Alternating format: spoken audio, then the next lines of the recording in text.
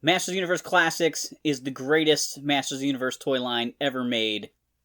There. I said it. You want to fight about it? Take it to the comments down below.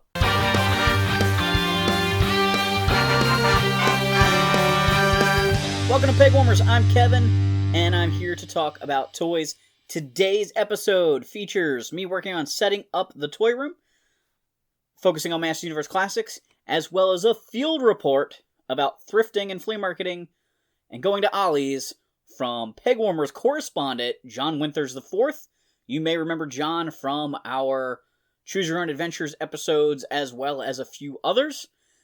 He was on an episode with Hooded Cobra Commander talking about the G.I. Joe Choose Your Own Adventure Find Your Fate books, as well as one about how Ninja Turtles have rebranded themselves dozens of times. So there's about 4, maybe 5 episodes that John's been on, and he was cool enough to put together a special report that's going to be part of this episode.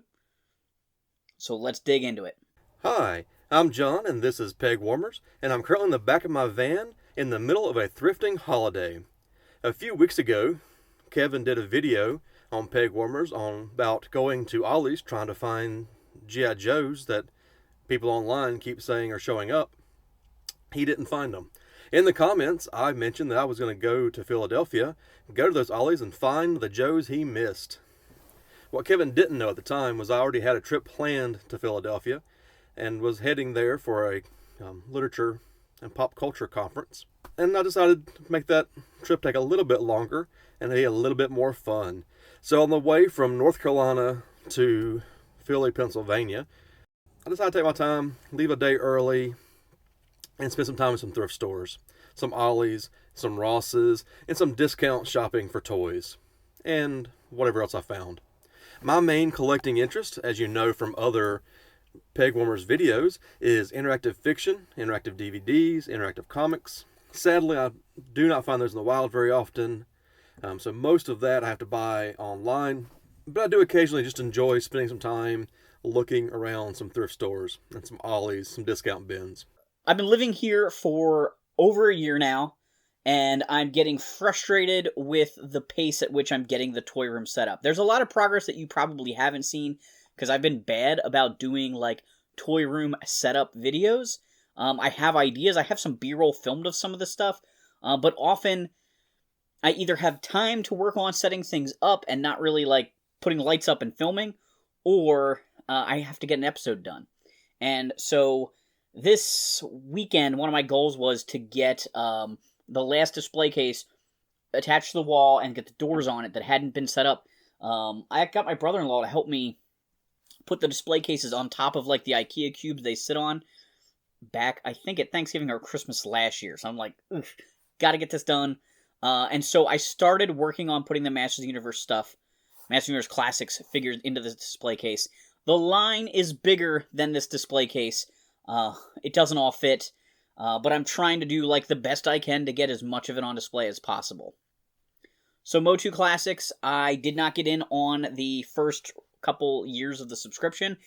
I found out about MOTU Classics because of the Robot Chicken tie-in that they did with Molar Turning a Dentist. It led to Baby Skeletor, which are, some of my favorite Mattel Goofy products ever.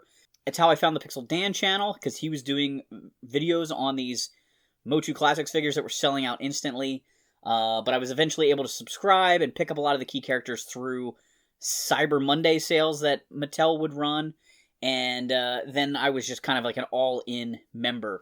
I don't know whether it's 95% of the line or 90% of the line. I'm missing a couple of little variants that were released early on, like some of the versions of King Grayskull, and I don't have the PowerCon exclusive figures. I just didn't buy them as they came out. I haven't been to PowerCon. They're cool, but I just didn't get, like, the Green Granomir or the repaint guys like Slamurai and the Snake Trooper. And a lot of the figures we're getting now in MOTU Origins were in Classics for the first time, like Fangor, who I talked about recently. So the first place I stopped was at a Goodwill in Virginia, because the sun was coming up. The Goodwills were opening. I stopped at a Goodwill in Virginia, and managed to find a couple DVDs, some Flatliners, Muppets in Space, and Big Trouble in Little China. I'm pretty sure I don't have 2 of those. I remember me and my wife discussed Muppets in Space the other day. I remember going to the DVD rack, but I don't remember if I actually found Muppets in Space on our DVD rack or if that was one of the ones we are missing. But for $1.99, I picked it up anyway. It's a pretty good start to a thrifting and low price collecting trip. That same exit also had an Ollie's on it, so after a gas stop, I was able to hit the Ollie's. I did not find any G.I. Joes at that Ollie's. What I did find was a reaction figure. I do not collect reaction figures typically. It's just not a form factor I go for anymore. I have, of course, collected that size figure in the past, but I've got totes full of those in the attic, and I just don't collect these.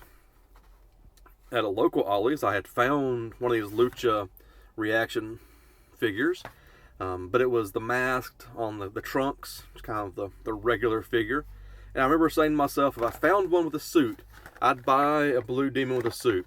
So there I was at an Ollie's in Virginia, and they had just pegs full of Blue Demon in the suit, or Blue Demon Jr. in the suit. They did not have the Solar figure in the suit, or I would have grabbed him too. I just love luchadors wearing their suits. It makes me happy. And because I had found this, and I was going to be checking out anyway, you know, I just wait in line. Might as well make it worth the wait. I went ahead and picked up a Funk Ops Fortnite figure. I do love just kind of these weird accessories it comes with, and kind of these Fortnite figures look right at home with my classified G.I. Joes. And I fully embrace the weirdness of the G.I. Joes and the strangeness of some of those characters. So Funk Ops just felt like he would fit in hanging out with some of the characters I already have. And because I was checking out and I had 2 things in my hand, I decided I might as well grab a sleeve of Hero Clicks. That was only $3.99, so a complete impulse buy. This is a blind box of Hero Clicks. This is not enough Hero Clicks to play the game. This is just sort of an additional set of Hero Clicks.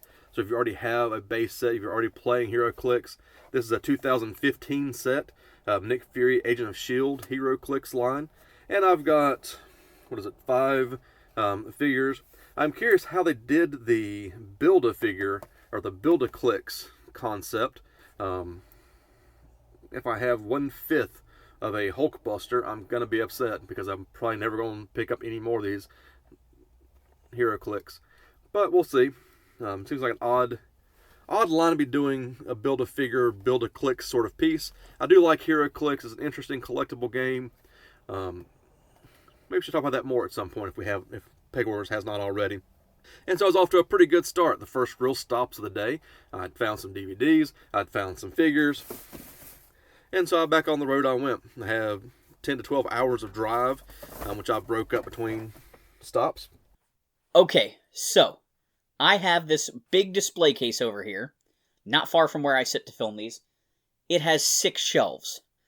At my old house, I had He-Man, Skeletor's crew, other villains like the Snake Men, She-Ra, Hordak, and then other weird iterations like New Adventures, 2000X style characters, things like that. I'm switching the sides of those shelves now. At my old house, the one end was completely exposed, and I could actually put characters facing to the side, and you could see them kind of as you walked into the room. The way the case is now, I have a smaller sliver that I can see actually from where I sit here. So I am still putting some characters on the side, but I can't display as many that way. In addition to who shows up where the doors are. So He-Man and She-Ra are switching sides, Skeletor and Hordak are switching sides, and so on and so forth. That way, a couple of those extra figures can peek throughout on the side, because the He-Man heroes, the Masters, and the Evil Warriors are the fullest shelves compared to the Princess of Power shelf and the Horde shelf. I struggled to get the doors on this display case. I put them on once before. Actually, a coworker of mine gave me this display case at one point. When he moved, he used to have sports memorabilia in it. It's really nice. It's pretty heavy. It's got lots of great glass panel doors. It has built-in lights in it, which are not on during the filming of this episode, because I need to figure out how to run like an extension cord to this cabinet from where there's power. There's no outlets on this wall that I film along anywhere on this wall. It's a big frustration of mine with this basement. But so I started with the bins. I packed the bins, I bagged every figure and packed them in bins when I moved out, pretty much by shelf, but I don't think it was 100% by shelf. I think there were occasional, like, characters that didn't quite fit, or, like, somebody I didn't want to get, like, crushed or warped, and I would move them to other bins, because I found one bin that was kind of random, but I found the Masters bin, I started pulling those characters out, trying to get them on the shelf. Eventually I move on to the villains, and then some of the oddball stuff, the additional villains and things that go down at the bottom. Also, some of the cartoon versions are mixed in here. Right towards the end, Super 7 did cartoon versions of a lot of the key characters. I bought those, but there's not really enough space on the shelves as it is for the heroes and main villains to have the toy and the classics and the Filmation version of everybody. So the Filmation stuff I'm kind of setting aside. You may see me sorting those out. A lot of characters I have multiple versions of. There are like 3 or 4 versions of Teela. 2 are fairly Filmation-esque. One is basically her original toy. One is the Battlegrounds Teela in the like barbarian bikini. So trying to get everyone in these cases is tough. I try and put the big characters in the back along with the characters that I am less worried about seeing. And then I try and put the front row with some of my favorite characters or the key characters. So you'll notice, like, on the edge of the display case, I'm trying to put Buzz Off and Mossman so they show up. And then across the front, I've got, like, the royal family with Randor and Marlena and Cringer. And some of the other characters, you know, from the mini comics or the cartoon show that I like. I'm really glad Classics made it. That's why I think Classics is such a great line. But I'm not dying to see them as much, so they're kind of a little bit more buried. One of the things that's stumping me here, I tried to put Mechanic and Extendar in the back because they're tall. I used to have Ram Man on a little acrylic box to make him taller, so you could see him in the back. If you watch the 2000X show, he is an enormous character, and they made him a really big figure in Classics, and he pretty much looks like his vintage toy, but the vintage toy is actually kind of short. So I keep him on a box, which makes it look like he's an enormous person. He towers over the other figures, and he's super wide. Otherwise, he gets buried or takes up a ton of space in the front row. 81, which I had taken 77 to 81 through Virginia, through West Virginia. 81 goes quickly through Maryland, just a little tiny piece of Maryland on 81. There's just enough time to stop in Hagerstown, Maryland, and go to an Ollie's. And more importantly, behind that Ollie's was a Ross, or kind of down the hill from that Ollie's was a Ross. And it's at that Ross that I finally found Zaymont and Tomax, the twins from G.I. Joe. And these were $5.99 a piece, which honestly, I'm kind of glad I found them at Ross, because that's $4 cheaper than they'll be at Ollie's when Ollie's does finally get them.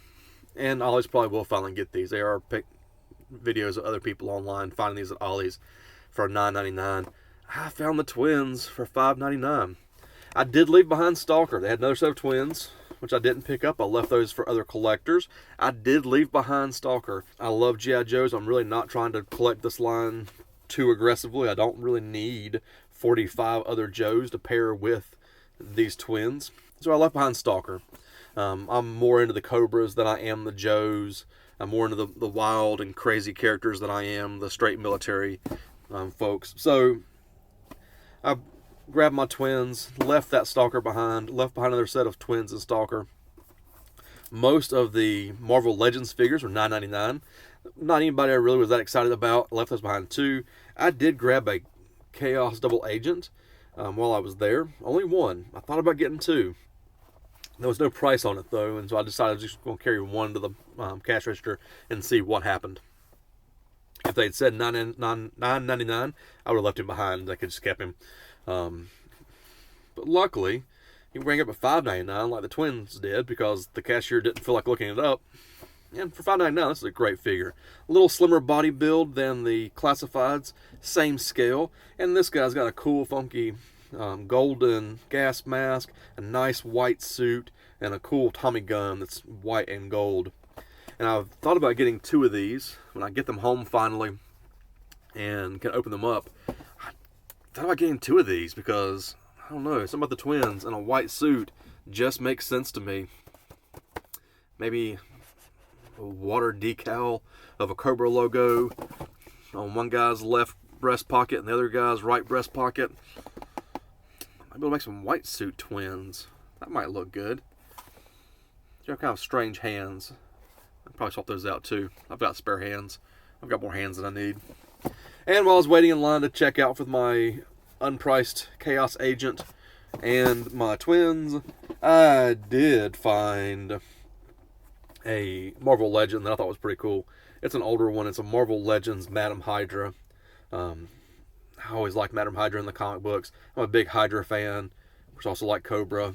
Something about snake-themed bad guys just excite me. And this is one of the older ones on the shelf. And so where the newer Marvel Legends were $9.99 on the shelf, this is actually an impulse rack as you're going out waiting in line. Again, the racks of just things that they want you to pick up. This is an older toy they'd had just kind of in the pile there.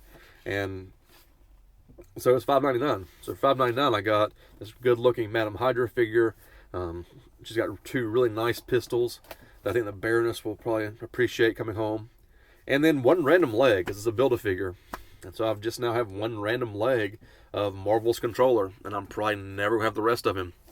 Maybe at some point I'll stick a Marvel's controller leg in my pocket when I go to a toy show and see if somebody will trade me for, I don't know, something.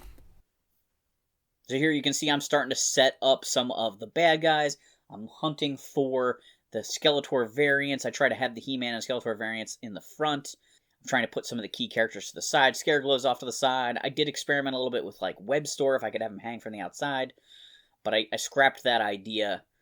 There's a little extra space in this Evil Warrior shelf, and I'm not sure if there are some Evil Warriors that never got put into these spots. I actually have MOTU Classics figures still in their cardboard shipper boxes that I've looked at, but I've never opened them because I literally felt like I ran out of space at my old house. And I just started shoving them in the closet as the line sort of ran out. My goal is to get more of them on display. So I'm going to try and be creative here with the open space on some of these lines as I get going. And so that was a pretty good trip in Maryland.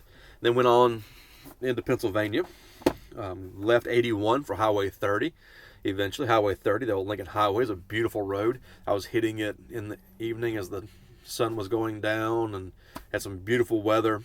It was a nice day for a ride. Found a Motel 6. I didn't need to be in Philly till Thursday. This all happened on Wednesday. Found a Motel 6 within 100 miles of Philadelphia. Decided I was close enough. I was Gordonsville, Pennsylvania. Ate at a really nice diner, the Highway 30 diner. But I needed to turn out of the Highway 30 diner and turn back to the left. Just the traffic wasn't going to let me do it. You know, the cars are coming, popping up over the hill. I just didn't really feel like I could just jump out into traffic to the left. So I went to the right. Thought I'll go down, go to that next stoplight, and I'll turn around. Of course, I also knew the next stoplight had a Goodwill. Didn't find much. I did find, when I was on the toy aisle, that one random young child, left to play on the toy aisle by themselves while their parents were off shopping in the Goodwill. I got out of there pretty quick. Left that kid to his own playtime. It looked like he was having fun. Didn't see any DVDs I didn't have to bring with me. After that, I decided I needed to go get a bottle of water. Take my meds at night, make sure I had a bottle of water with me. And so I went to the Target beside of the Goodwill to get a bottle of water. And, you got to check out anyway. Might as well look at the toys. I don't go to Target very often. Hadn't seen the toy aisle in a while. Decided I needed to stop by the Target toy aisle. And I grabbed an Aikido Giant.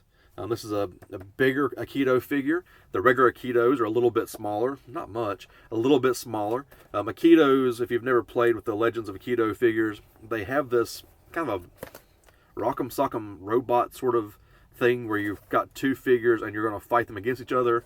The neat part here is that the figures actually split open, and when you, there it is, the figures actually split open, and when you win, rather than their heads popping up like Rock'em Sock'em did, these figures just absolutely pop open, so you've won, which is kind of neat. They have these little controllers that you use. There's a couple different styles of controllers. You kind of upgrade from the basic controller to a bigger controller to one like a little joystick. Move them back and forth, side to side, swing the arms, their little weapons. Legends of Aikido is a cool line. It's honestly held on much longer than I expected. The first time I saw Legends of Aikido, I thought, that's a great idea. No one's going to buy that. But they have thankfully, and it's still going several years later, so good for them. This is from Moose Toys. I'm a big fan of Moose Toys. They do some really neat work. Moose Toys is also the same company that brought us the grocery gangs. Last I reached out to them, there's no plans to bring the grocery gangs back, but I could think of a way to do it. But sadly, I don't have an agent and I'm not a toy designer, apparently. So, no one's going to listen to me. Although, this size on a grocery gang figure could be neat. Just saying. But anyway, found a full-priced Legend of Keto's Battling Giant.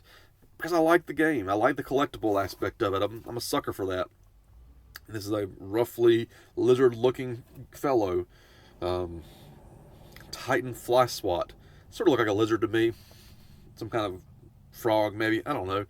He's green. I like green guys. Clearly like cobra and lizard and snake themed bad guys. But I did get the bottle of water, which is good. Once again, I'm showing off some items from my friends at Super Impulse. These are fun novelty pop culture toys. Great for a Secret Santa gift at the office or just something fun for your friend, whether they're a toy collector or not. These are Pop-Taters. So these are Mr. Potato Heads based on pop culture characters. I've got Mr. Spock, and I've got the dude from The Big Lebowski. Mr. Spock is dressed in his blue Starfleet uniform. He's got a phaser. He's got his tricorder slung over his shoulder. And, of course, his hand is in the classic Vulcan salute there. I love his big eyebrows and his pointy ears. This is a pretty fun potato head. Then, of course, we've got the dude. He is in his bathrobe, and he's picking up a half-gallon of milk. He's got to make some White Russians. He's got his sunglasses on. This is hilarious.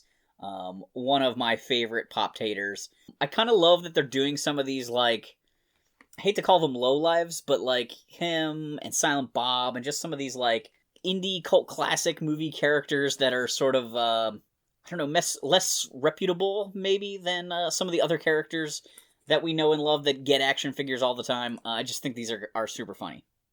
Went on Thursday morning to the conference. I presented Friday morning about Chick Tracks and that style of comic book, and as importantly, the artists that are now doing Chick Tracks, kind of in reaction to the original track messaging.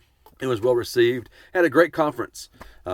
Saturday after the conference was over, I did hit a couple comic book shops, Long in the Tooth Records, which has some comics on the wall, and Fat Jack's. Both of those were a couple blocks away from the hotel in downtown Philadelphia. Both are great spots, great stops-ins. Of course, I love Partners and Son, which is a little bit further away from the hotel, but probably my favorite Philadelphia comic shop. If you're in the Philly area and you're looking for a unique comic shop that has things that you do not find at other comic shops, that's Partners and Son. It's a great store. Here's another fun item from Super Impulse for any retro video game fans in your life. This is the Atari 2600 Tiny Arcade. You get a little tiny TV set and a little tiny Atari and joystick in there.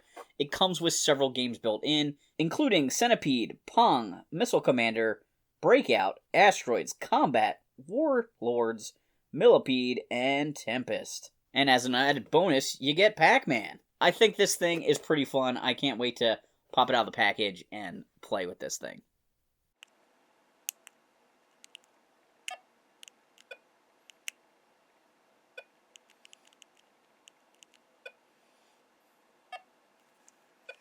And rather than leaving Saturday afternoon and driving 10 to 12 hours into the darkness and hoping to get home safely, I thought, let's make this a little bit easier. Let's stay in the hotel one more night. Then Sunday morning, I'll get up and go. But again, you don't want to drive in the dark. Might as well wait till the sun comes up. And that brings me to here Sunday morning. And I'm going to head home 10 to 12 hours. I'm going to maybe hit a few more spots on the way back down. But I'm going to start the trip not in Philadelphia. I left there already. I'm going to start the trip in Bally, Pennsylvania. And I'm in Bally, Pennsylvania because there's an indoor flea market that I've heard about online. It's supposed to be pretty good, especially for CDs and DVDs. I've never heard anybody talk about the toys. So if I log back in and add a second part of this video, you'll know I found something good. Otherwise, I'm going to enjoy walking around the flea market for a little bit and then head back to North Carolina. So, if you're out there thrifting and looking around and spending a little bit of time looking for toys, safe travels to you. If you just happen to be on a 5-state trip, then Godspeed and may the thrift be with you. But for the rest of us, thank you for hanging on the peg. See you next time. One of the big challenges I have with displaying MOTU Classics, there are so many characters. I already mentioned that there's like variants of He-Man and Skeletor. There's also alternate versions like the movie and the cartoon and 2000X. But then you also have the army builders. I went all in on the army builders. There's the Palace Guards. There was the Snake Men 2-packs. There was even Horde Trooper 2-packs. The Hoverbots. Right? I think it's so cool. But how many of these troop builders do I put in the display? In fact, I don't even display the Palace Guards because there's so many heroes. I do have a few Hoverbots in the display, and I would like to have a few of the Snake Men, but we'll have to see how this display turns out. If a lot of the characters I don't have on display that are still in their package happen to be bad guys, the Snake Men may lose their spots. New to the collection, I just got a shipment in from Super 7. I was supposed to get Genghis Frog and Space Cadet Raph from their Ultimates TMNT line. They were the only two I bought from that wave. Here you can see Space Cadet Raph. He looks awesome. I really want to get my classics on display so I can start opening these guys. These went into the same problem. When MOTU Classics kind of wrapped up through Super 7, I rolled right into some of the other Ultimates, but because I was already just closeting classics, I closeted all of these Ultimates, and it kind of kills me because I really do want to check them out and enjoy them, beyond just looking at them when I first get them and then putting them away. But I didn't get Genghis Frog. I got a second Space Cadet Wrath. I did send in an email to customer service. I'm hoping they can remedy that for me. My packing slip does say that I was supposed to get 2 different figures. We'll see what happens there. Super 7, I think their customer service is okay. I don't really know. I don't think I've ever had to deal with them. I've had good luck with NECA in the past, when I got something that was missing a part. But I hopefully Super 7 can trade me one of these figures to the other ones. But yeah, awesome. A couple notes about last episode. 1, do these things need titles?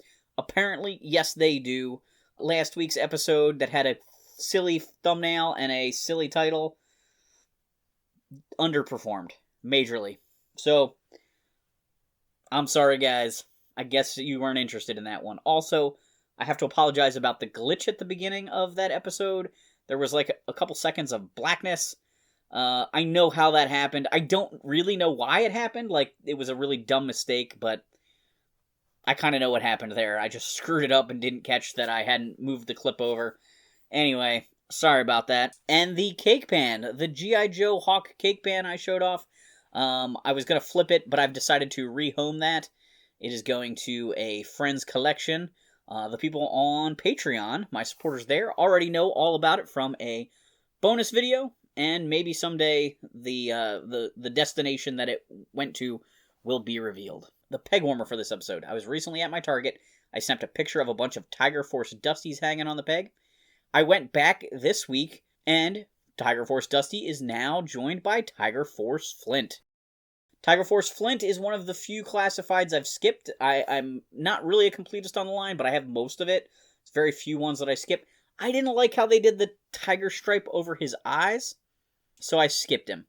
If he ends up hitting clearance, since he's peg warming, I might buy one, because he's not a bad figure. I like the Tiger Force theme stuff, but if you're going to do like a sub-team from the original line, I want them to look like the sub-team from the original line, is kind of my thought process there. I just don't have enough time in the day to get all 6 of these shelves set up, so I really wanted to focus on the heroes and the villains, kind of get the Snake Men and other villains kind of close to being set up, and then I'll tweak later. When I got everything in here and I was really starting to feel happy with it, I went to close the doors and I remembered, the wood of the doors really does block a big chunk of the stuff, and when I put He-Man and Skeletor dead center, you can't see them.